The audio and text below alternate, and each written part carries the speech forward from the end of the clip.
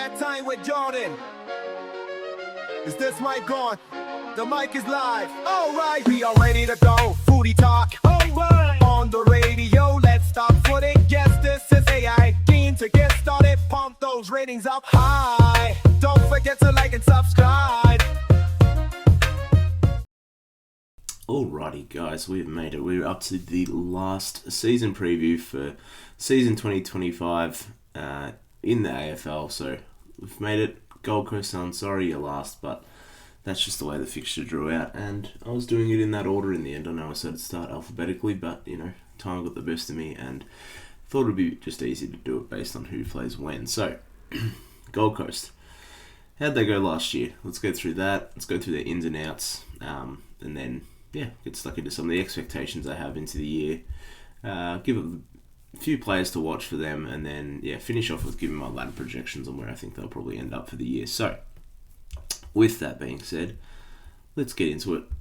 The Gold Coast Suns did okay last year, 11 and 12, 13th on the ladder in the end.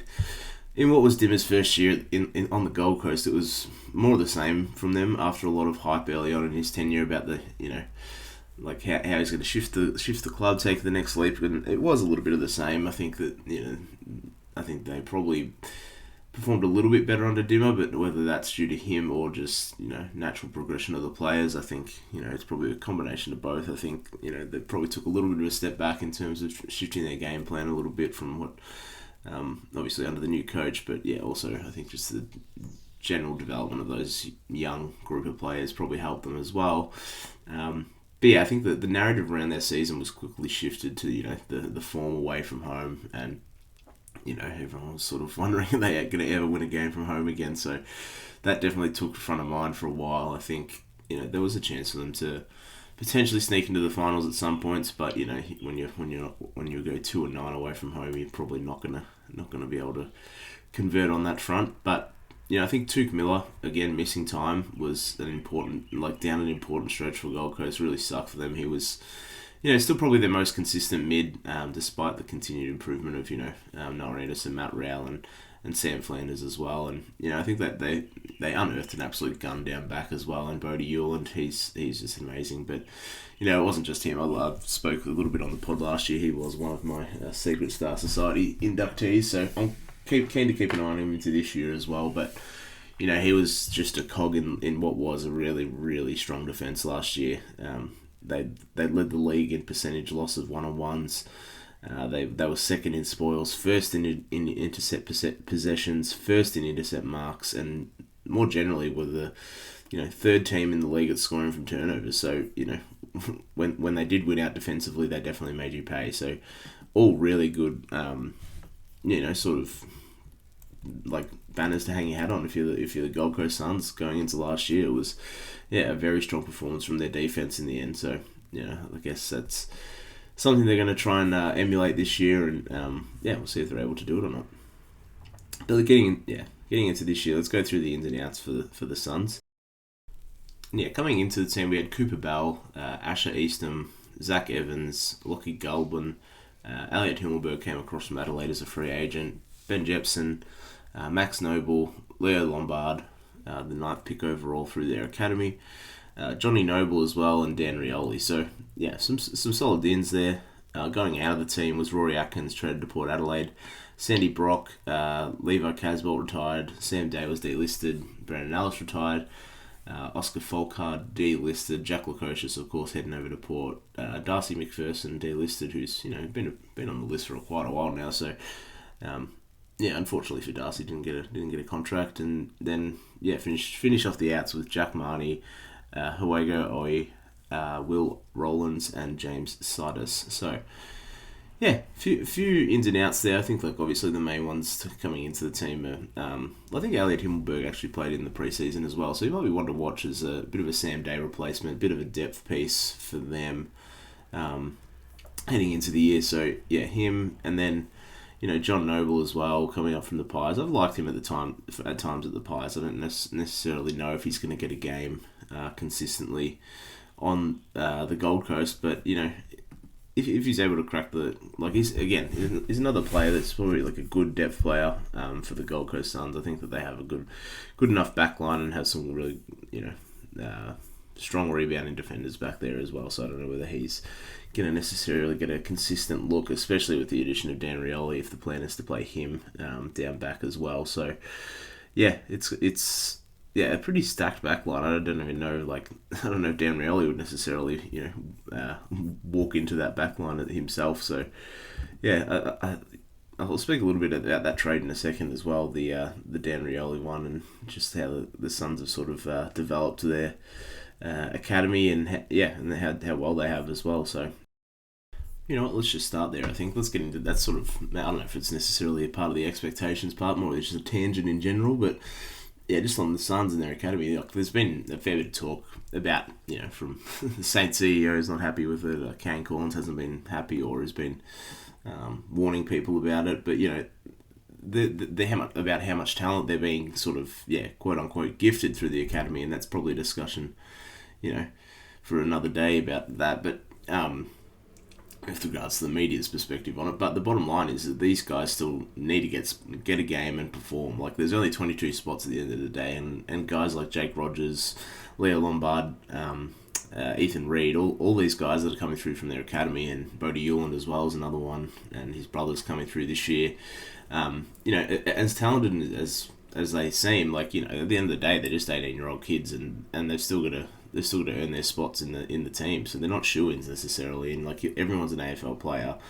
There's only 22 spots, so they might be getting the pick of the litter in terms of talent up there, but I think it's just a credit to the competition on their list. I wonder if the competition of their list is average versus average guys or elite versus elite guys.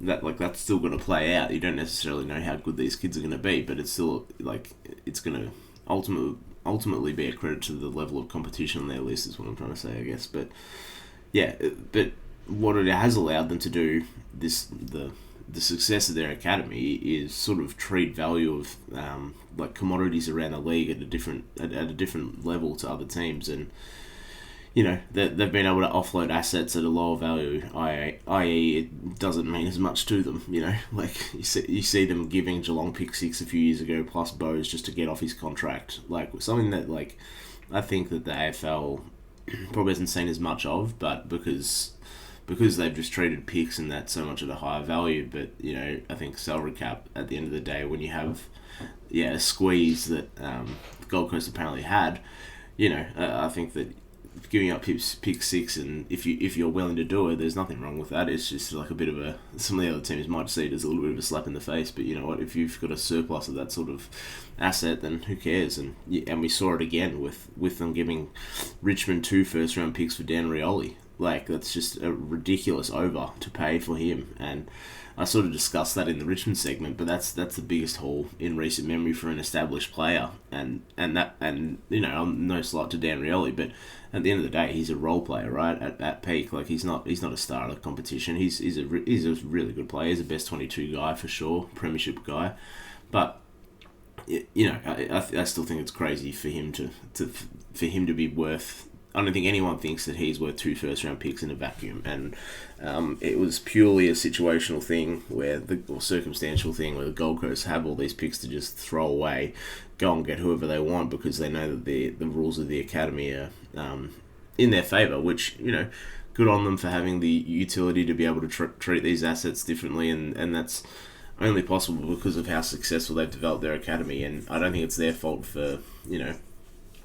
playing the system as it's set up to play. They don't. I don't think they need to be a disadvantage for doing so at all. So, good on Gold Coast, and unless the rules change, what do you want them to do? I think that they're completely well within their right to, make these moves and treat assets as at a lower level than other teams do. So, good on them, and if they keep producing good talent up there, then they should be rewarded for it. They're making the investment in players, so, good on them.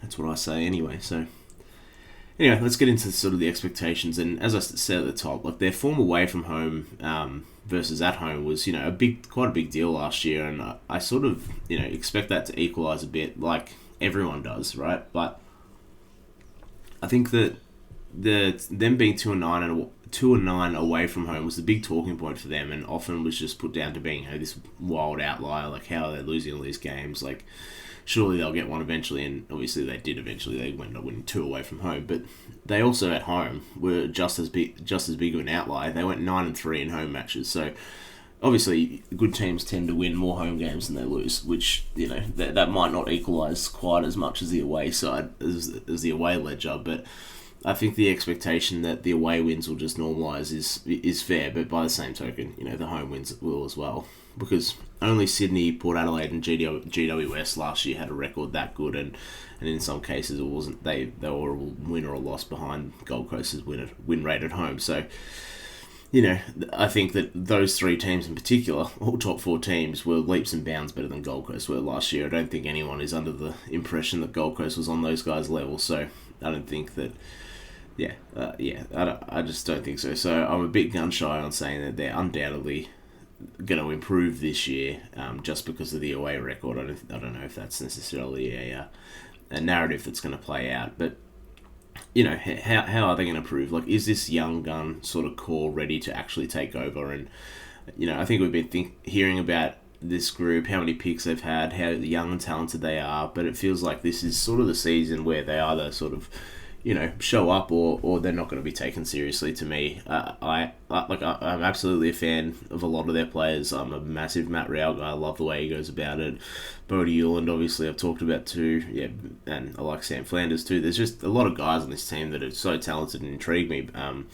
But despite how much I like them individually, I don't know if they've ever actually been able to pull it together as a group, and that's probably sort of been the issue of the Gold Coast Suns. I don't know whether that's just because they've had such high turnover over their tenure in the AFL or not, whether it's just so many different iterations of the group, like not a lot of stability up there at times, but there seems like this young group has sort of grown together and made a bit of a commitment to each other to stick together. So it sort of starts with sort of the 2 poster child guys up in the midfield there with Matt Rowell and Anderson, the best friends from Melbourne, and I think I think that for them to go to the next level, Rowell and Anderson just need to be their best 2 players. They need to be not only their best 2 players, but they need to be able to be the best midfielders in any given match. And I think as good as they've been at times, like there's just something missing from their performances and impact on games for me.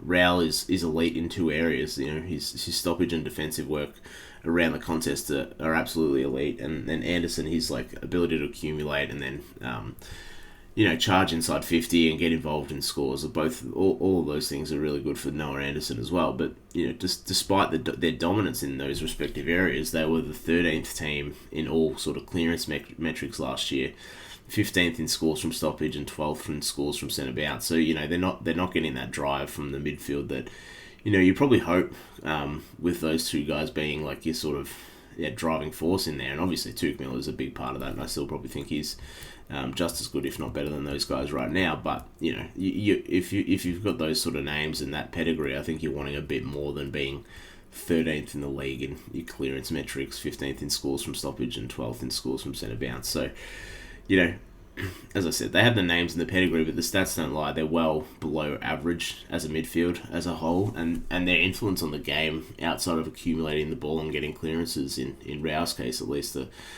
clearly not quite good enough at times. And they are the ones that need to continue to step up, and they get incredible service from Jared Witts. He's year in year out one of the best tap ruckmen around the competition. So he's leading the league, or in top 3 in the league generally in hit-outs to advantage, and there's really no excuse for Rowell and Anderson not to capitalise on the service that Witts provides them, I guess. And I think one thing to note is that when Tuke Miller went down last year, they played Sam Flanders in the middle more, and I think he is just a gun who should be a permanent mid. I get that they need his ball use off the back line, but maybe I hope that bringing in Dan Rioli sort of releases him to be able to play a full-time midfield role, because I think that Sam Flanders gives them just some real class around the stoppages, which I don't think that Rowell or Anderson or Tuke Miller are necessarily the best. Tuke Miller's pretty good, but I don't think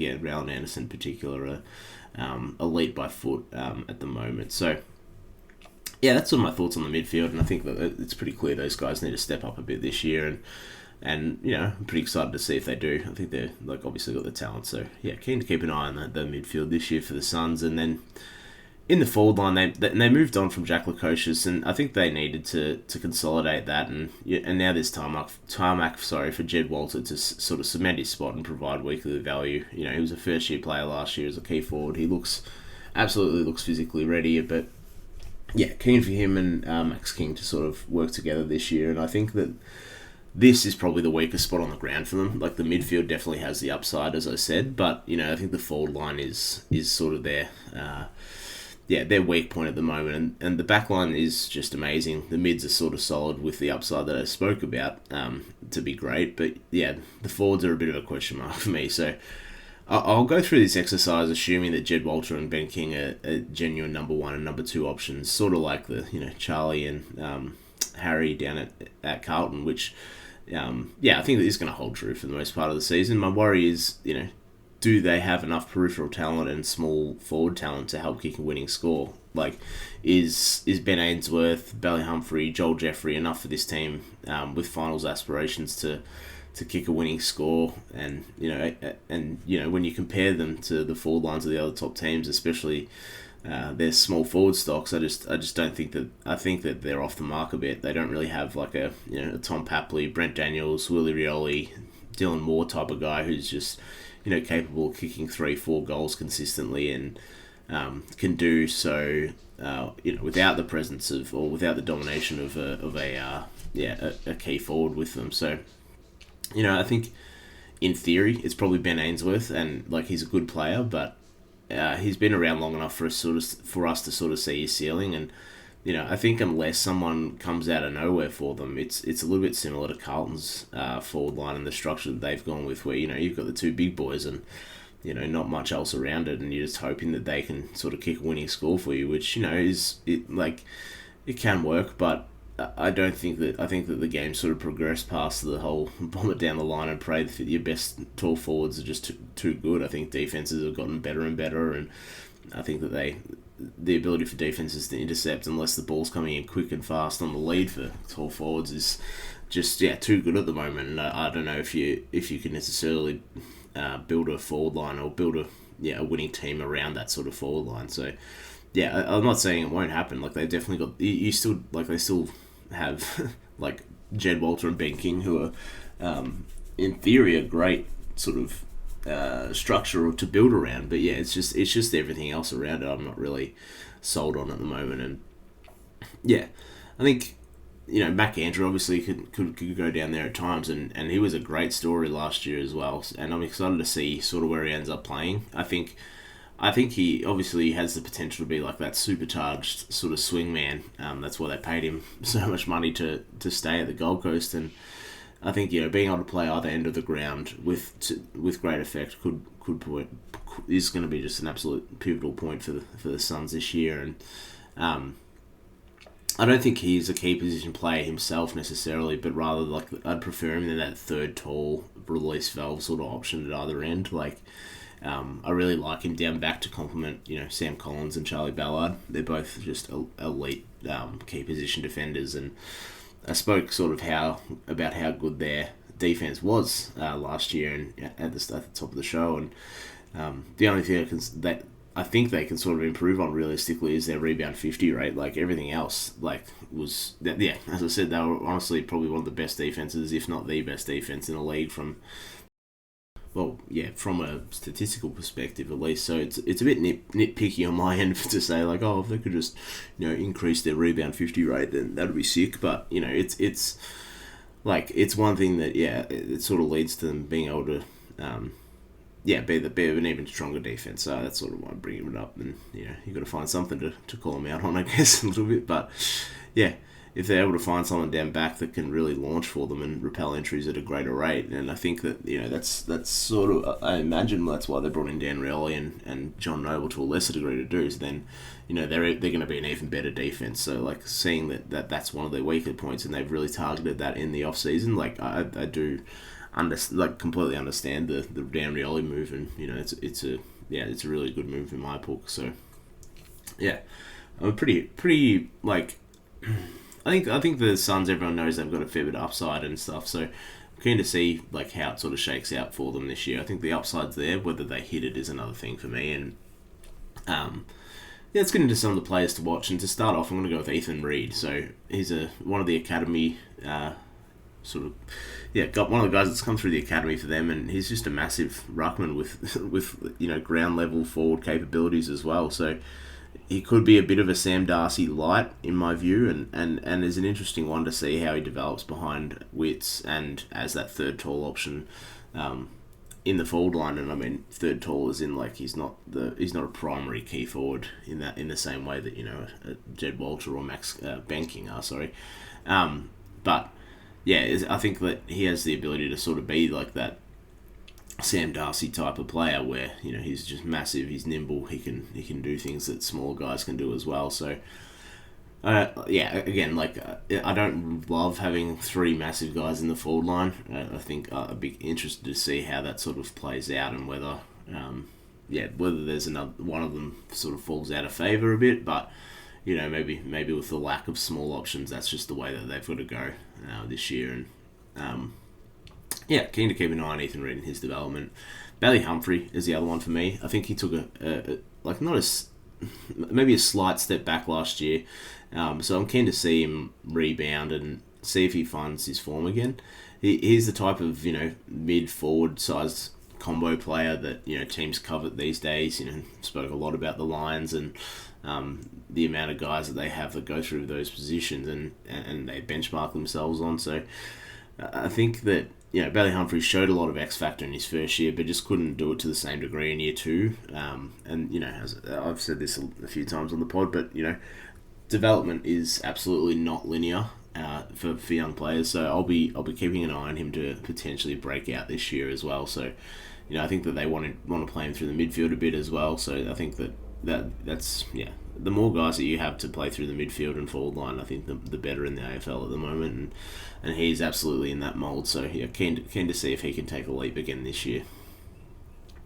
As for my actual ladder projection for the Gold Coast Suns, I have them as the 11th ranked team coming into the season. They're 11th on my power rankings and 11th also in my ladder projections. So I think that if the midfield is able to hit a new height this year, then I think that they're going to make me look a bit stupid here, and they'll definitely make the finals. But I just think that by that same token, even if they improve, there's just so many talented midfield groups in the league, and they maybe won't reach those heights, which might hold them back. I think that their defense is absolutely top tier, probably going to be a top 3 defense again in the league this year, which will keep them definitely in games. But unless the mids take it to a new level and give the forwards better delivery and give the forwards a chance, I spoke about the fact that they're going to rely on those key forwards, so you're going to rely on giving them good sort of entries on the lead, or just giving them kicking into favourable spots, which I don't know if the midfield has necessarily done over the last few years in the Gold Coast. So that's sort of why I've got them capped out at 11th overall. I just don't know if the midfield and forwards are going to be quite good enough for them to get over the hump here. But definitely a good team to keep an eye on. Anyway, thanks for listening, guys, and I'll catch you soon. That is us done for the season previews, and I'll be back soon to just give my sort of general thoughts on the season. Alrighty, guys, catch you later.